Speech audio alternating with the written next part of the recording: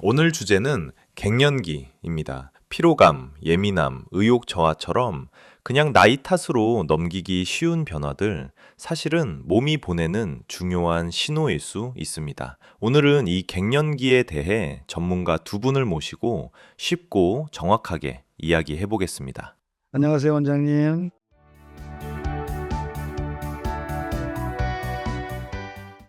네, 안녕하십니까. 갱년기, 보통 여성의 이야기로 생각하기 쉬운데요. 과연 남성에게도 갱년기가 있을까요? 사실 저희는 엄밀히 말해서 갱년기라는 용어를 의학적으로 쓰지는 않는데 그냥 남성 호르몬 저하를 여성 갱년기랑 비슷한 증상이라고 생각을 하고 여성 호르몬처럼 갑자기 확 줄어드는 게 아니라 서서히 떨어지. 3, 40대부터 조금씩 떨어진다고 알려져 있거든요. 그렇게 해서 그게 누적돼서 결국엔 뭐 5, 60대 정도 됐을 때 충분히 감소돼 있으니까 그때 이제 그런 증상들을 느낀다고 생각을 합니다. 남성 갱년기 증상은 무엇이고 검사는 어떻게 할까요? 그 증상이라는 게 설문조사가 있거든요. 10가지 문항을 가지고 보는 아담 설문지라는 게 있어요. 아담 설문에. Androgen deficiency in the male. 거기에 이제 두 가지 질문이 하나는 성욕 저하, 두 번째는 발기부전이 있습니다. 그 둘 중에 하나만이라도 해당이 되면은 이제 남성 갱년기 증상이라고 생각을 하고요.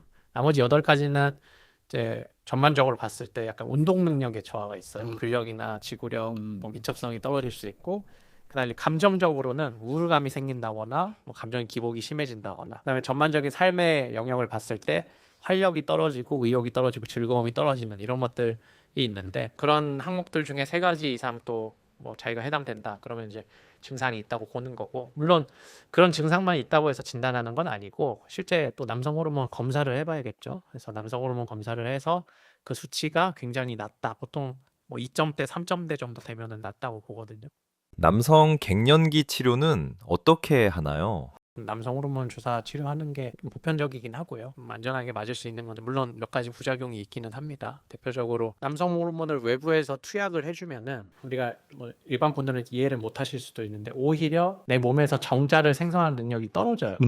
일시적으로 혹은 영구적으로 무정자증이 되는 경우가 있어요. 그러다 보니까 이제 뭐 자녀 계획이 있으신 분이라면 당연히 남성 호르몬 치료는 하면 안 되는 거고, 이미 자녀 계획이 끝나신 분들에 한해서 그 남성 호르몬 주사 치료를 할 수가 있는 거고요. 전립선 암을 유발하는 건 아닌데 전립선 암이 있으신 분들에 한해서는 남성 호르몬이 그 전립선 암을 키울 수 있는 원인을 제공하기 때문에 그런 위험도가 있으신 분들도 그걸 하면 안 돼요. 그럼 몇 가지 부작용들이 있지만 전반적으로는 안전한 약물이기 때문에 그런 증상, 남성 갱년기 증상들이 있으신 분들은 그런 주사 치료를 받으시는 게 굉장히 큰 도움이 될 수는 있어요. 여성 갱년기 치료는 어떻게 하나요? 우리가 여성 호르몬 주사가 따로 또 있어요. 그거를 이제 놓긴 하는데 대신에 그거를 놓을 때 우리가 주의사항을 주죠. 이거 맞게 되면은 갑자기 가슴이 빵빵해질 수 있다. 그다음에 외음부가 부을 수 있다. 이런 얘기 해주거든요. 근데 너무 급한 경우에는 우리가 이제 주사를 놔줘서 일단 일시적으로는 해결해주고, 하지만 장기적으로는 주사를 놓지 않고 이렇게 약을 통해서 먹게끔 저희들이 유도하거든요. 여성 갱년기에 남성 호르몬 치료를 왜 할까요? 여자분들이 제일 힘들어하는 것 중에 하나가 이제 성욕 저하도 나오거든요. 성욕 저하된 이유가 환자분들은 여성 호르몬 쪽을 생각하는데 물론 직접적인 영향은 여성 호르몬보다는 남성 호르몬이거든요. 저 같은 경우는 성욕이 저하됐다. 그럴 때는 저는 남성 호르몬 주사를 줘요. 효과가 되게 드라마틱하게 좋아지거든요. 10명 중에 아마 한두 명은 잘 모르겠다 하시는 분이 있지만 대부분은 그 성욕이 증가한다고. 물론 남자보다 그 남자처럼 뭐 주기적으로 받는 게 아니라 뭐 3개월 또 6개월에 한 번씩 놓긴 하는데, 그 여자 갱년기와 남자 갱년기의 차이점도 있지만 공통된 것도 있는 것 중에 성욕이 저하되는 거니까. 남성 호르몬 치료는 주사 치료만 있나요? 남성 호르몬 치료 여러 가지 있어요. 그 먹는 약도 있고요. 겔처럼 바르는 것도 있고 패치 형태로 된 것도 있어요. 근데 그런 것들이 주사제에 비해서 효과라고 해야 되나? 이게 주사를 맞으면은 남성 호르몬 수치가 확 올라가서 그게 쭉 유지가 되면서 떨어지는데, 그런 매일 써야 되는 것들은 확 올라갔다가 확 떨어지고 이게 계속 반복되거든요. 그러니까 그 변동 폭이 너무 크기도 하고, 그다음에 겔 같은 경우에는 내 피부에 발랐을 때 그게 누군가의 피부에 닿게 되면 상대방한테 영향을 줘요, 그 남성 호르몬이. 그리고 패치 같은 경우에는 피부에 뭐 알러지라든지 그런 다른 문제를 일으킬 수가 있기 때문에 먹는 양이나 겔이나 패치보다는 주사제의 선호도가 훨씬 높은 편입니다. 남성 호르몬 치료, 몸 키울 때 맞는 주사랑 같은 건가요? 그거랑은 조금 달라요. 네. 근데 운동 선수가 만약 남성 호르몬 치료를 받으면 도핑이 걸릴 수는 있어요. 남성 갱년기에 도움이 될 만한 방법이 있을까요? 그 SAGX 그 성분에 크립토탄신원이라는 게 들어있거든요. 네네.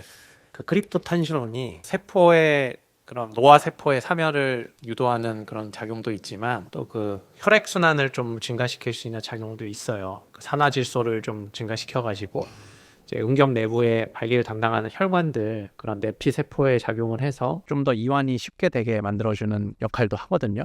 그래서 그런 약간 천연 성분의 영양 건강기능식품 이런 것들이 또 도움이 될 수 있다고 생각을 합니다. 갱년기에 걸리신 분들에게 하실 말이 있을까요?